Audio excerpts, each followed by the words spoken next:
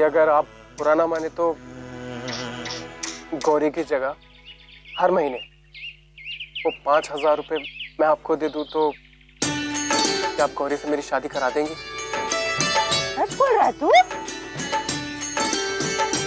ये तो सोने पे सुहागा है बेटा। तू चिंता मत कर, दिवाली से पहले तुम दोनों की सगाई मैं पक्की कर देती हूँ। अब तो खुश?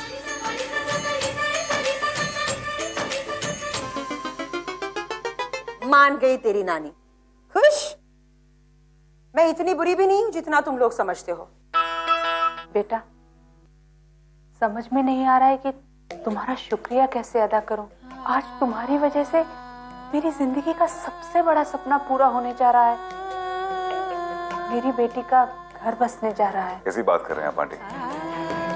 ये तो कोई भी अच्छा दोस्त करता नहीं। यार कमाल है, तो तेरी दाद देनी पड़ेगी। नानी के साथ तू कैसे रह पाती?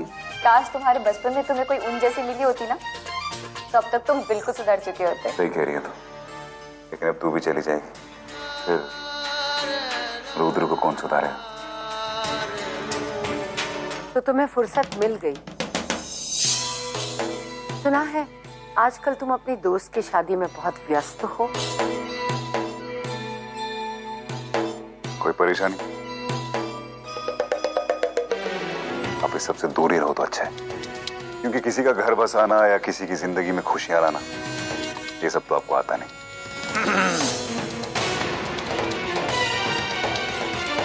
मुझे ना तो तेरी उस नौकरानी से दोस्ती में कोई दिलचस्पी है और ना ही उसकी शादी में। बहू, अगर तुम्हें अपने बेटे और उसकी चीजों में थोड़ी भी दिलचस्पी होती ना, तो आज तुम्हारे बेटे की ये हालत नहीं होती। चाहे पीहू के साथ उसकी शादी हो या गौरी के साथ उसकी दोस्ती, तुम्हें उसकी हर खुशी से परेशानी होती है। नहीं अभय, मैं ये नहीं खा सकती। एक्चुअली मैंने ये पूजा सिर्फ अपनी रिस्पॉन्सिबिलिटी पूरी करने के लिए की, और पूरे दिन का फास्ट मुझसे नहीं हो पाया। लेकिन मैंने तुम्हारी लंबी उम्र के लिए भगवान से प्रार्थना की है। उसके लिए व्रत रखना तो जरूरी नहीं है ना, है ना? मुझे तो विश्वास नहीं आ रहा बहू कि तुम अपना पहला करवा चौथ का व्रत नहीं रख पाई। तुम्हें तो रस्मों रिवाजों से ज्यादा अपनी नींद प्यारी है। करवा चौथ का व्रत सुहागनों के लिए सबसे बड़ा व्रत होता है, पर तुम उसकी अहमियत समझ ना पाई। मम्मी जी, मुझे रस्में निभाने में कोई प्रॉब्लम नहीं, लेकिन जो मुझसे नहीं होता है प्लीज आप मुझे करने में मजबूर मत कीजिए। नहीं,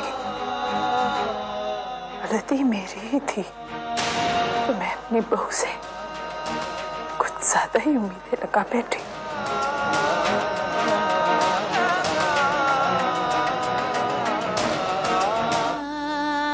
आज तक मुझे कोई काम करने के लिए किसी ने फोर्स नहीं किया, तो मम्मी जी ऐसा क्यों करना चाहती?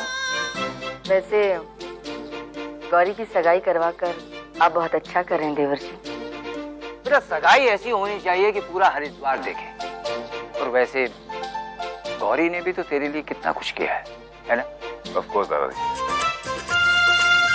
वैसे देवर जी, गौरी उस लड़के से प्यार तो करती है ना? नहीं भाभी, प्यार नहीं करती उससे वो, लेकिन उसे अरेंज मैरिज से कोई प्रॉब्लम नहीं। और दादाजी, ये शादी और सगाई के बीच में जो वक्त होता है ना, उसमें मैं पूरी कोशिश करूंगा कि गौरी भी चंपू से उतना ही प्यार करे जितना प्यार चंपू गौरी से करता है, ताकि शादी के बाद उन्हें एक दूसरे से एडजस्टमेंट न करना पड़े, ताकि उसे वो सब कुछ मिले जो उसे अब तक नहीं मिला।